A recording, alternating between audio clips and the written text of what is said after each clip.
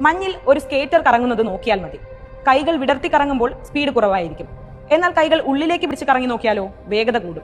ഇതുതന്നെയാണ് ഭൂമിയുടെ കാര്യത്തിലും സംഭവിക്കുന്നതെന്നാണ് അദ്ദേഹം പറയുന്നത്. ധ്രുവപ്രദേശത്തു നിന്ന് മഞ്ഞുരുകി വെള്ളമെല്ലാം ഭൂമധ്യരേഖാ പ്രദേശത്തേക്ക് ഒഴുകിയെത്തുന്നു. ഭൂമിയുടെ മാസ് ഭൂമിയുടെ അച്ചുതണ്ടിൽ നിന്ന് ദൂരെ ഭൂമധ്യരേഖാ പ്രദേശത്തേക്ക് കേന്ദ്രീകരിക്കുന്നു. അതായത് സ്കേറ്റർ കൈ വിടർത്തി കറങ്ങുമ്പോഴുണ്ടായതിന് സമാനമായ സാഹചര്യം. ഭൂമിയുടെ ഭ്രമണത്തിന്റെ വേഗത കുറയുന്നു. പല വർഷങ്ങളിലും നാം സമയത്തിൽ സെക്കൻഡ് കൂട്ടിച്ചേർക്കാറുണ്ട്. 2016 ഡിസംബർ 31 ഇങ്ങനെ ഒരു സെക്കൻഡ് എക്സ്ട്രാ വന്നിരുന്നു.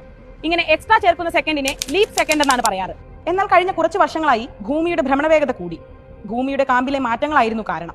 അതോടെ 2026 നമ്മുടെ ക്ലോക്കുകളിൽ നിന്ന് ഒരു സെക്കൻഡ് കുറയ്ക്കുന്നത് പരിഗണിക്കേണ്ടി വരുമെന്നായിരുന്നു ശാസ്ത്രജ്ഞരുടെ വാദം. എന്നാൽ മഞ്ഞുരുകലും ഭൂമിയുടെ ഭ്രമണവേഗത കുറഞ്ഞതിനാലും അത് 2029 മതിയാകുമെന്നാണ് പഠനം പറയുന്നത്.